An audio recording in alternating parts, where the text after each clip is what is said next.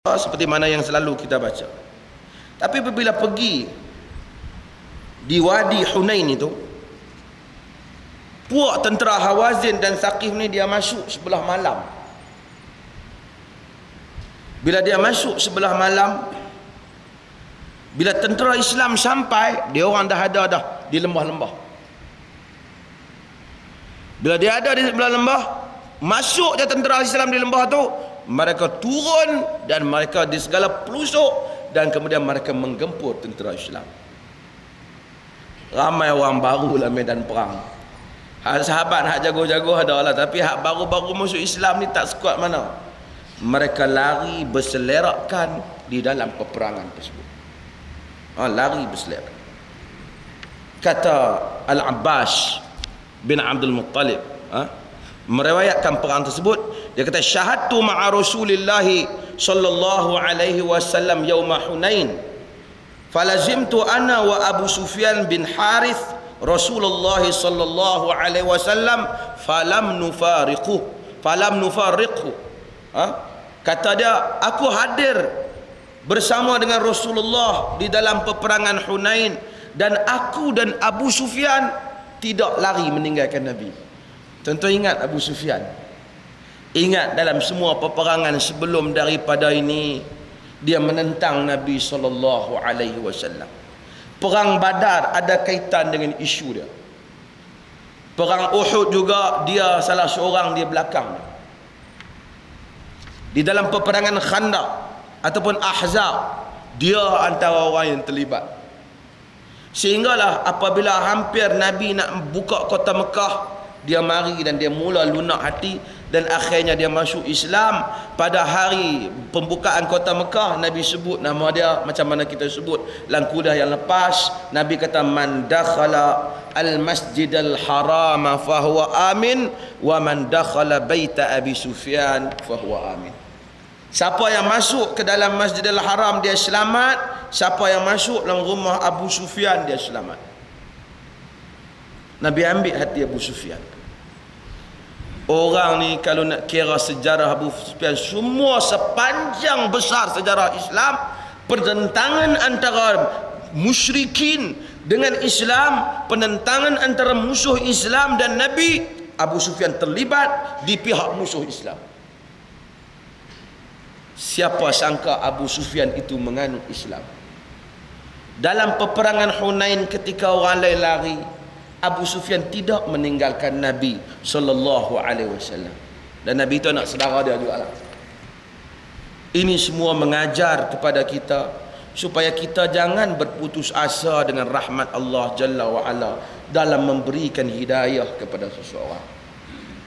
Orang dia sentimen. Bila dia sentimen, Tuhan tak akan bagi hidayah kat dia tu.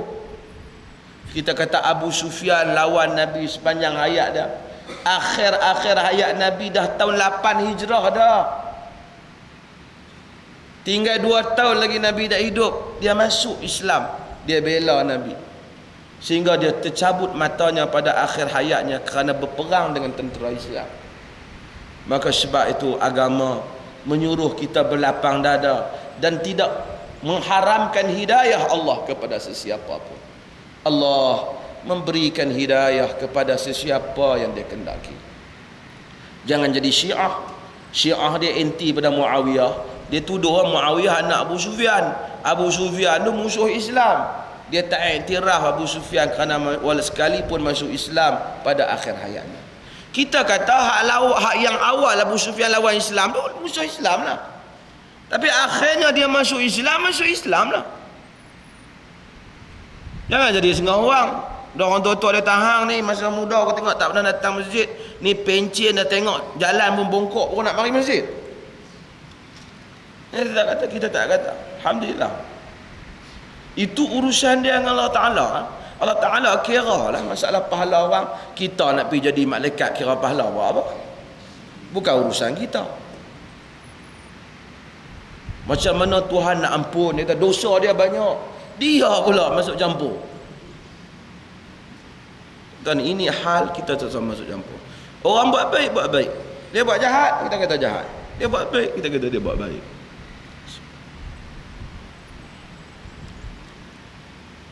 Kata Abbas, wa Rasulullah ala baghlatin lahu bayda, falamma altaqal muslimun al-kufar wal muslimun mudbirin, fatafiqa Rasulullah yarqudu bi baghlahu qabla al-kufar. Qala Abbas wa ana akhidhum bil jamil baghlati Rasulillah akufuha iradata alla tasra'. Faqala Rasulullah, ay Abbas nadi ashabus samurah.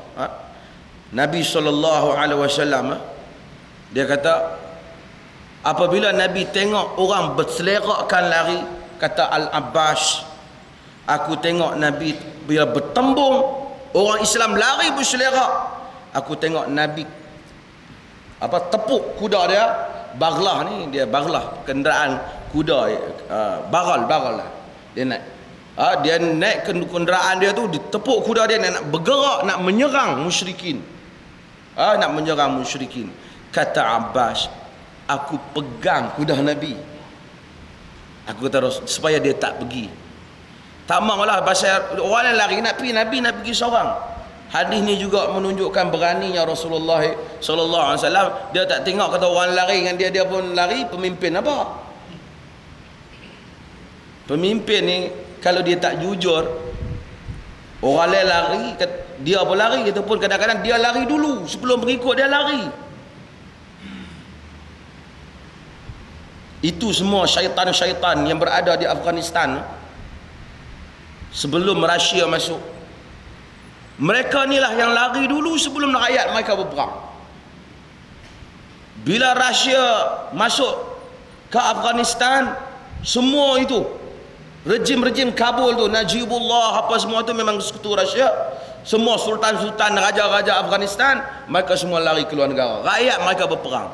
Habis selesai berperang dan Rusia pun belah, mereka balik, mereka kata ni negara mereka.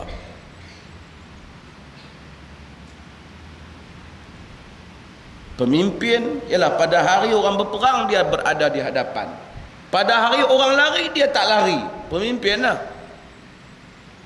Kalau dia belah dulu, orang tak panggil pemimpin yang tu. Ini adalah Nabi SAW. Cumanya Al-Abbas pegang kenderaan Nabi. Dia kata, nanti Rasulullah, nanti. Nabi kata, ay Abbas nadi ashabus samura, wahai Abbas panggil ashabus samura. Nabi suruh panggil sahabat-sahabat yang berbai'ah bawah pokok tu. Bila Abbas pun suruh, aina ashabus samura, mana orang yang berbai'ah dengan Rasul? Orang ni masa kena gempur terkejut. Bila dengar orang panggil macam tu, dia teringat pula, apa kita pula? Dia terkejut, dia turun, tentera tu mereka terkejut. Dan mereka pun patah balik. Dan mereka akhirnya berperang. Dan dalam peperangan itu kembali orang Islam menang dalam peperangan tersebut.